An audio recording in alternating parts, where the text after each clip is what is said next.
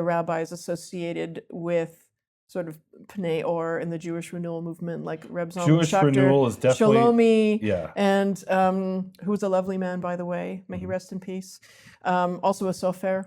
Oh, really? Yeah, he gave me advice actually about spacing, which I appreciate. Spacing words, or Well, he said, what does that mean? Spacing? and not every sofer or soferet will agree with this, but he said that when you write a pasuk, a sentence, he said there are rules about how much space you put in between words and how much space you put in between letters. But he said, but at the end of the pasuk, at the end of the sentence, just add a little tiny bit more space. Don't put the exact amount of space that you would between words, because that way, when the person is reading it, their brain will register the very slight wider space. Don't make it 2 spaces, because that's not allowed.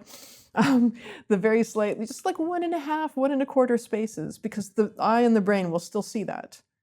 And then then it'll be easier for them to go, that's the end. And then if they're chanting it, then it just makes it easier for them to read and to serve the community. That's one of the characteristics of medieval Ashkenazi Torah scrolls. I have seen those. They actually have quite big spaces sometimes. Very big spaces. Yeah, like definitely 2 or more spaces. Oh, there's no question that they're, well, they want to make sure it's not a parasha stuma, right. Close. Yeah, but you have to have quite a few letters for that. Right. So, yeah. So, but there's a distinctive space, and by the way, they did it in mezuzahs as well. Yeah. And it was done up until the 19th century and possibly even the 20th century. It's not just in the Middle East. No, I was going to say I've seen one from 1790 that definitely had really wide spaces. And I've seen that was from Germany. And I've seen it in 13th century Torah scrolls. Really? So I'm not surprised. It's a distinctive Ashkenazi practice to put spaces between verses. Right. In Italian Torah scrolls, they actually put a dot between verses, and then which is definitely forbidden in Masechet Sofrim.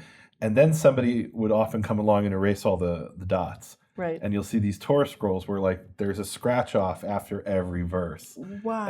And sometimes they missed it, and you can still see, but it's obviously a scratch off in the shape of a dot. So, but originally, I mean, the Egyptians used to put a dot in between all the words. Because that's before we invented spaces. In Paleo-Hebrew, they did that. Exactly. For sure. So that's where I was going with that. Like in the... we used to put a dot in between every single word because nobody... So there's this midrash, there's this idea that the Torah, when Moses wrote the Torah and God was dictating the Torah to Moses, that he just wrote it as one long utterance, one long sentence. And there were no spaces. That's right.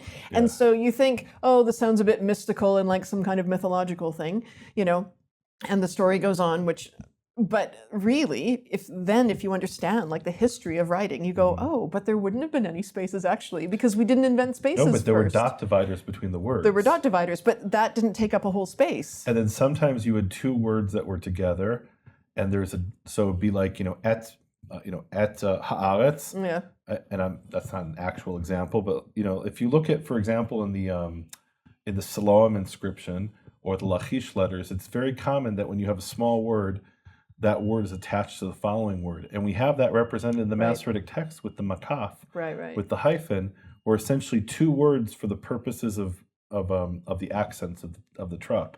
The ta'amim are treated as 1 word, and that may reflect these dots that were word dividers. That, by the way, the Samaritans still do that. They divide the words. Yeah, I've seen that. Dots. Yeah. But you have that in the Lachish letters, and the Arad letters. You have it in the Siloam inscription. It was normal. You have it in the Mesha, which isn't Hebrew, it's Moabite, but it's basically the same language. Yeah.